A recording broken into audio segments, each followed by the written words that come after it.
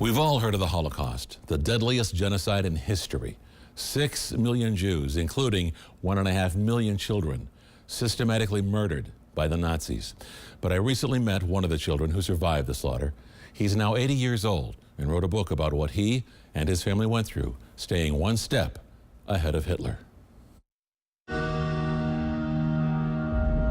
Fred Gross was a carefree 3-year-old, living with his mom, dad, 2 brothers, and a sister in Antwerp, Belgium, when the Nazis invaded on May 10, 1940, and they had to leave their home just because they were Jewish. As they fled to France with other refugees, Fred's mother took action when German planes swooped in at treetop level, firing at will. She threw me down, and she just flung her body on me. It took them 3 days to get to France, where they boarded a train to Paris as German bombers flew overhead. Then it was on to Bordeaux, where they left just hours before the Germans bombed it. France surrendered to Germany on June 22, 1940. In less than a week, French police put Fred's family on a bus to a holding camp in Gers, where the family was split up. You know, I became afraid that we ever going to see them again. But they weren't in Gers long. They were released when Fred's older brother Sam escaped, then came back with a French government document allowing his family to leave the camp. That was in July of 1940. They dodged Nazi authorities for 2 years, finally making their way to Nice, where they hid out, until the acting French government ordered Jews to be picked up and deported to death camps on August 26, 1942.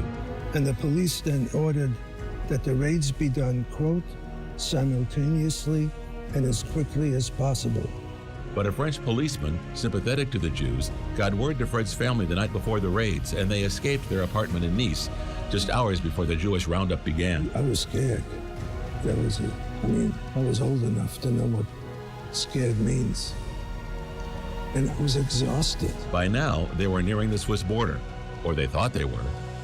A huge flashlight came on.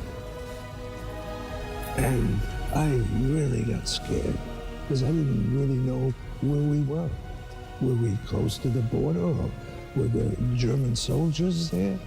They finally got into Switzerland in October, but wound up in another camp, this one for displaced persons.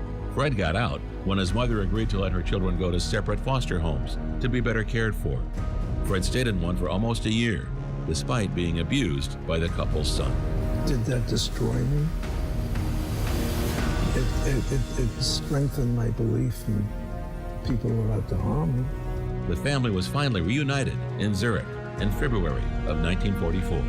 On May 7, 1945, Germany surrendered. 1 year later, Fred's family went back home to Antwerp. 2 months after that, they were on a ship to America.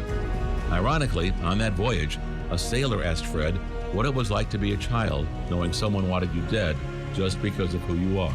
You know, I was scared to lose my life. I was too young to die. And he understood. So after dodging death for 5 years, now writing a book about it, what does Fred Gross want people to remember? Not to let the circumstances dictate your life, and be compassionate.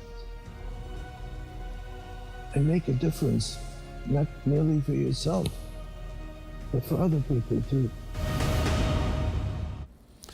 Fred Gross now lives in Louisville. He frequently relates his compelling story to students, watching their faces change as they begin to understand the gravity of what he went through. He'll be at Bowling Green High School Tuesday, March 7th for a night to remember lest we forget, as the school commemorates the Holocaust.